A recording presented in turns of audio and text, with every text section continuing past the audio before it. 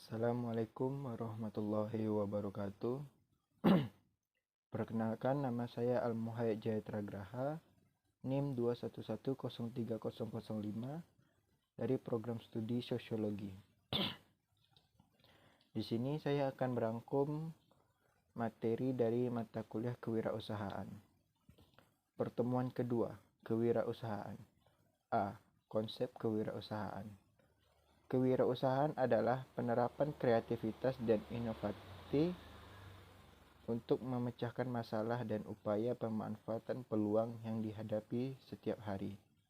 Kewirausahaan merupakan gabungan kreativitas, inovasi, dan keberanian untuk menghadapi risiko yang dilakukan dengan cara kerja keras untuk membentuk dan memelihara usaha baru. Zimmer 1998 dalam Suryana 2006. Menurut Suryana 2006, ada 6 hakikat penting dari kewirausahaan, yaitu kiat, dasar, sumber daya, proses, perjuangan, keberanian. Keenam hakikat penting tersebut sangat penting dalam membentuk kreativitas dan daya inovatif. B. Kreativitas dan jiwa kewirausahaan menurut Giovanni G.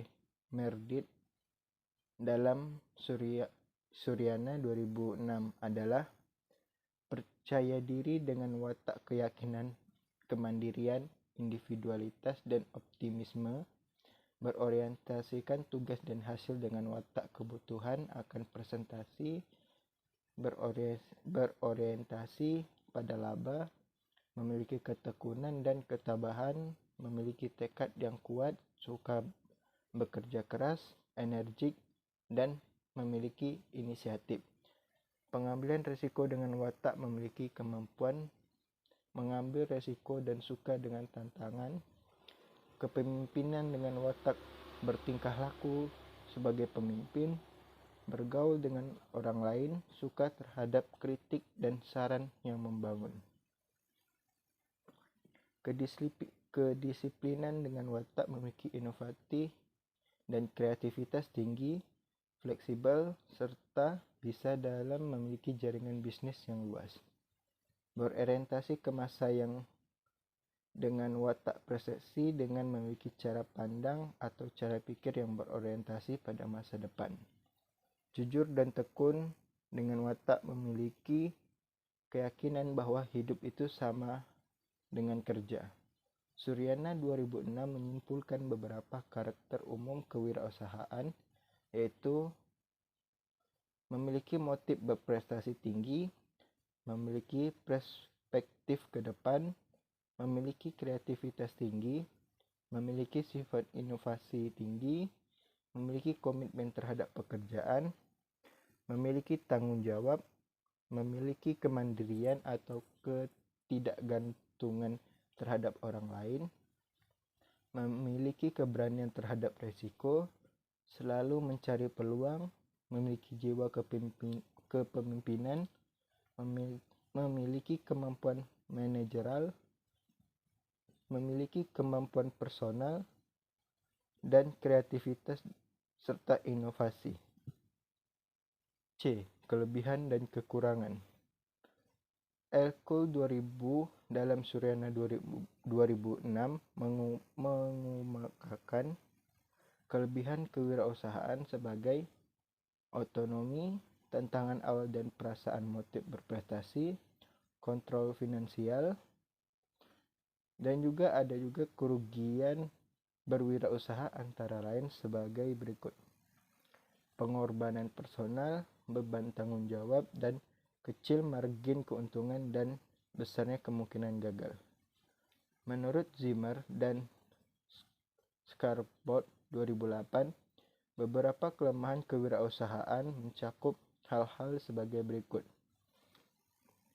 ketidakpastian pendapatan, risiko kehilangan seluruh investasi, kerja lama dan kerja keras, tingkat stres yang tinggi, tanggung jawab penuh, dan keputusan.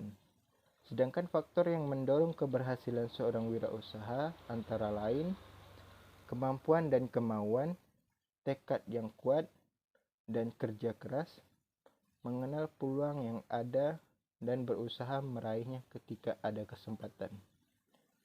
Pertemuan ketiga, usaha mikro, kecil, dan menengah. A. Pengertian. Berdasarkan Undang-Undang Nomor 20 Tahun 2008 tentang Usaha Mikro, Kecil, dan Menengah (UMKM), pengertian usaha mikro, kecil, dan menengah yaitu sebagai berikut. Usaha mikro, usaha produktif yang dimiliki oleh perorangan atau badan usaha perorangan yang memenuhi kriteria usaha mikro sebagaimana diatur dalam undang-undang tersebut. Yang kedua, usaha kecil, usaha ekonomi produktif yang berdiri sendiri, yang dilakukan oleh perorangan atau badan usaha yang bukan merupakan anak perusahaan atau bukan cabang dari perusahaan yang dimiliki, yang dikuasai, atau yang menjadi bagian langsung maupun tidak langsung dari usaha menengah tersebut. Untuk memenuhi kriteria usaha kecil sebagaimana dimaksud dalam undang-undang yang tadi. 3. Usaha menengah.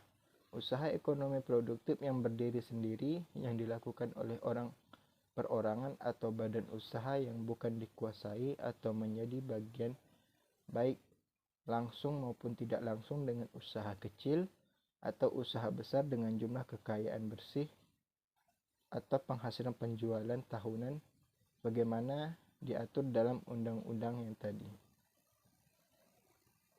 B. Sektor-sektor UMKM menurut Rahmat 2007. Sektor-sektor UMKM menurut Rahmat terbagi atas 5, yaitu 1. Bisnis jasa. Pada dasarnya bisnis jasa menawarkan bentuk pelayanan jasa, bantuan keahlian manusia, dan memiliki perkembangan yang pesat dalam dunia bisnis kecil, karena cukup banyak dicari sehingga dapat membuat peluang kepada wirausaha kecil yang mampu berinovasi. Contohnya bisnis jasa ialah bengkel, desainer, fotografer, dan sebagainya. Yang kedua, bisnis enceran. Bisnis enceran atau retail adalah bentuk usaha yang menjual barang atau produk manufaktur secara langsung terhadap konsumen. Contohnya warung sembako, minimarket, dan sebagainya. Yang ketiga, bisnis distribusi merupakan bentuk bisnis di mana penjual dan pembeli barang dari pabrik tempat produksi atau produsen lalu menjual kembali pada penjualan yang ranah enceran. Contohnya seperti agen LPG, toko kain, dan sebagainya. Yang keempat, agribisnis atau pertanian. Agribisnis merupakan bisnis yang berpola pada kegiatan berbasis rantai sektor pangan yang dikelola dengan baik untuk mencapai keinginan atau manfaat yang diinginkan, di mana pada dasarnya bisnis ini juga saling terhubung dengan bisnis yang lainnya. Contohnya seperti budidaya tanaman, budidaya toga, dan sebagainya. Dan yang terakhir, yang kelima, bisnis manufaktur. Manufaktur adalah bisnis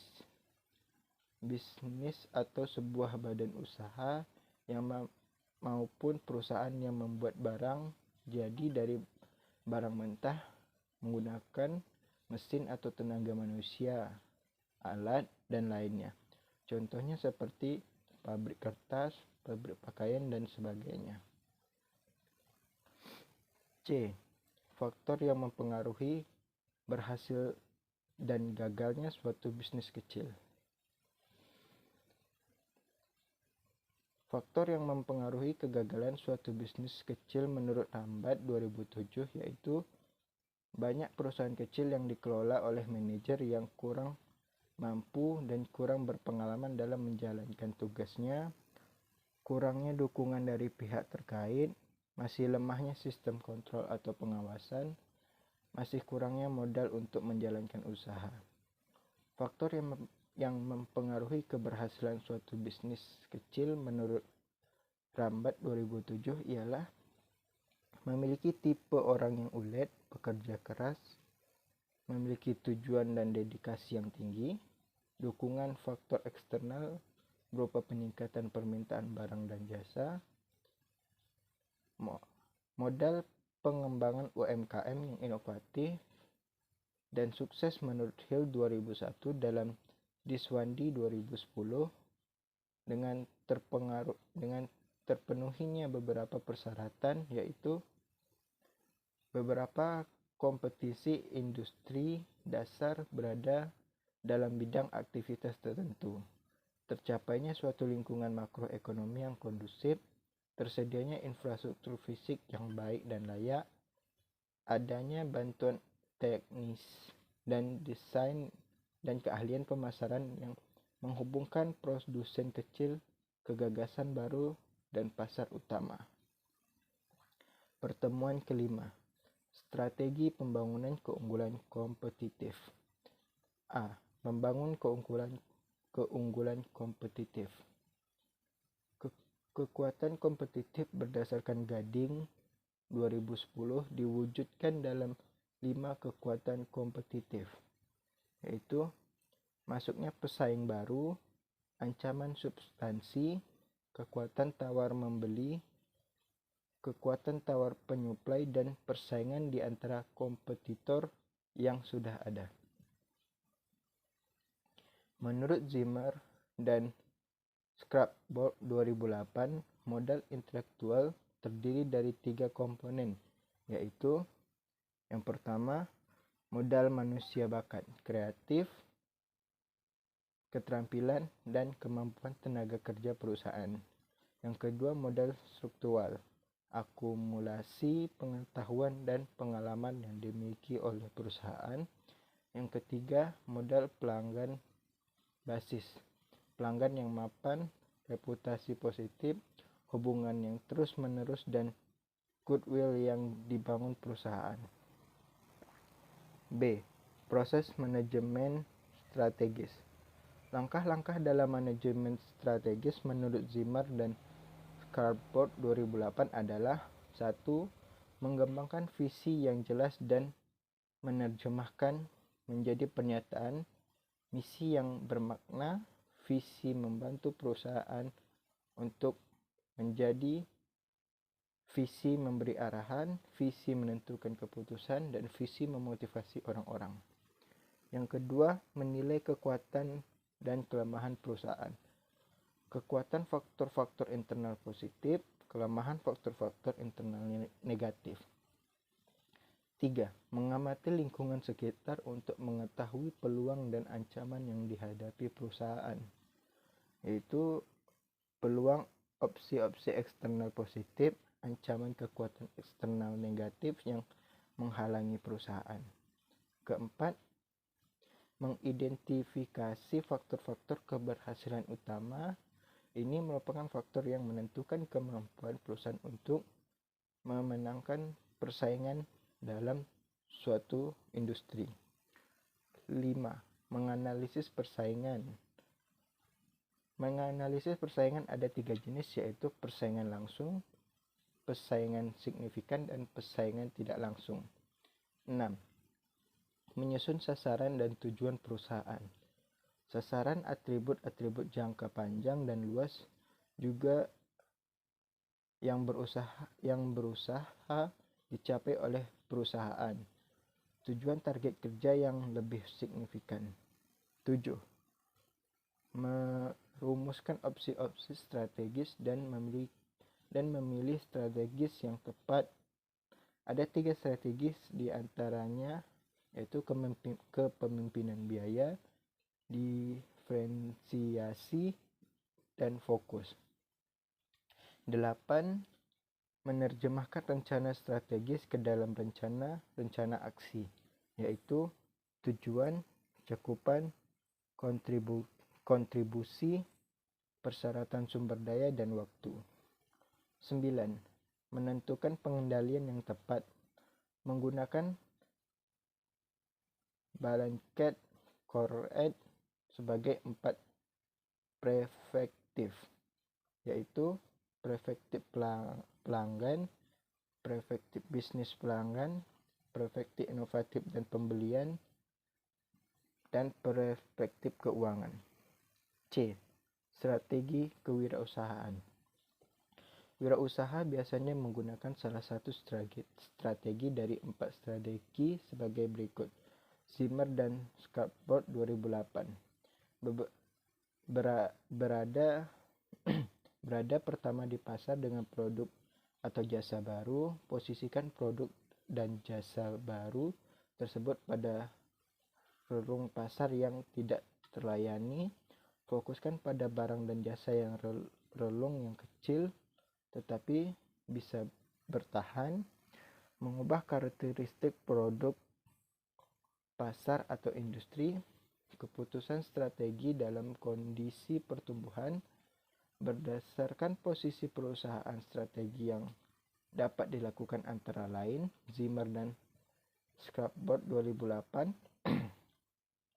strategi bagi pemimpin pasar, marketing, market leader, strategi bagi bukan pemimpin pasar, leader, dan strategi antara lain big leader. Berikut ini adalah tahap penerjemah cara merencanakan rencana strategis ke dalam rencana aksi. Karena pada dasarnya segala macam bentuk perencanaan harus dijalankan melalui pergerakan yang nyata. Untuk itu harus dilakukan adalah menentukan berbagai macam tahap strategi, yaitu sebagai berikut. 1. Tujuan dalam sebuah pengembangan perusahaan atau produk. Maka yang harus dipikirkan adalah apa tujuan dari pengembangan tersebut. Contoh, perusahaan kertas ingin mengembangkan produk dari kertas, biasanya menjadi kertas anti air, dengan tujuan agar orang-orang dapat menggunakan kertas tanpa takut tulisan di atas kertas tersebut menjadi rusak saat terkena air, sehingga hal ini dapat menjadi daya tarik dan akhirnya tujuan akan sasaran dapat terlaksana. 2. Cakupan. Cakupan adalah seberapa banyak poin-poin yang bisa mempengaruhi perkembangan rencana tersebut. Biasanya masukkan dalam bentuk persen. Contohnya perusahaan pasar, produk, penentuan nilai, penjualan, dan promosi. 3. Kontribusi. Kontribusi merupakan bentuk tindakan nyata di mana kita ikut dalam ketertiban dalam rencana yang akan dijalankan. Contohnya, ikut melaksanakan setiap tahap proses satu persatu dalam rencana pengembangan perencanaan menjadi aksi perencanaan atau action plan. 4. Persyaratan sumber daya. Persyaratan sumber daya adalah penempatan bagaimana menentukan sumber daya yang baik dan efektif dalam menjalankan perencanaan. Contohnya, membentuk HRD, menganalisis produk mentahan sebelum diproduksi di perusahaan sendiri, dan sebagainya. 5. Waktu. Waktu adalah hal yang sangat berpengaruh terhadap bentuk perencanaan. Segala sesuatu yang sudah diperhitungkan harus disesuaikan dengan deal atau batasan target yang ditentukan. Jika tidak, maka akan kehilangan kesempatan atau peluang.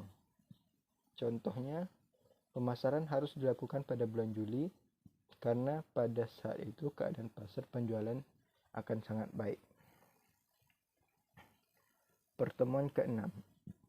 Kekurangan dan permasalahan membeli perusahaan orang lain. Kekurangan dan permasalahan yang akan dan mungkin terjadi ketika membeli sebuah perusahaan orang lain yang sudah berjalan berdasarkan pemahaman saya adalah: 1. Harga perusahaan mungkin terlalu mahal sehingga kadang kadang sulit mengimbangkan saat ingin membeli. 2. Memulai usaha tanpa pengalaman dan pengetahuan dalam mengenai bisnis yang baru ingin dibeli setelah bisnis tersebut telah dirintis merupakan suatu permasalahan umum saat membeli perusahaan. 3. Kemungkinan biaya yang lebih besar karena ingin melanjutkan bisnis tersebut atau ingin melakukan inovasi tertentu yang membutuhkan biaya atau modal yang sangat banyak. 4. Pemilik lama mungkin menciptakan citra buruk sehingga perlu waktu membangun kepercayaan. 5. Kebijakan yang tidak sesuai dengan pemikiran kita sebagai pembeli dan karyawan yang diwariskan dari perusahaan mungkin tidak sesuai standar kebijakan. 6. Basis pelanggan yang tidak selalu bisa diandalkan dan mungkin dengan lokasi perusahaan yang sudah tidak sesuai lagi. 7. Peralatan dan fasilitas juga persediaan mungkin sudah ketinggalan dan kadaluarsa atau usang dan tidak efisien dari perusahaan tersebut. 8. Tidak ada orientasi karena tentu perusahaan awal bukan dilahirkan dari pemikiran sendiri dan ketika melakukan perubahan pada inovasi bisa saja mempersulit penerapan. 9. Utang piutang pada usaha nilainya mungkin lebih rendah daripada yang tertulis. 10. Konsekuensi pajak yang besar ketika merubah hak perusahaan. Pertemuan ke-7. Cara memulai bisnis dari nol. 3 poin penting untuk memulai bisnis dari nol adalah 1. Harus memiliki mentor karena dalam berbisnis kita tidak boleh melihat dari satu sisi yang kita ketahui karena tidak semua hal yang kita ketahui. Untuk itu dibutuhkan mentor untuk bertukar pikiran dan pendapat pengetahuan yang lebih dalam tentang bisnis. Yang kedua, melakukan riset. Melakukan riset untuk melihat peluang dan yang didapatkan dari orang yang terbaik dengan satu visi dan satu passion saat kita membangun bisnis. Dengan 3 kunci yaitu integritas, intelektual, dan motivasi untuk membangun usaha dari nol. Yang ketiga, melakukan tata kelola yang baik agar dapat membangun bisnis sendiri dengan segala kekuatan kita agar tidak ada campur tangan dan juga agar bisnis tersebut tidak mudah goyah.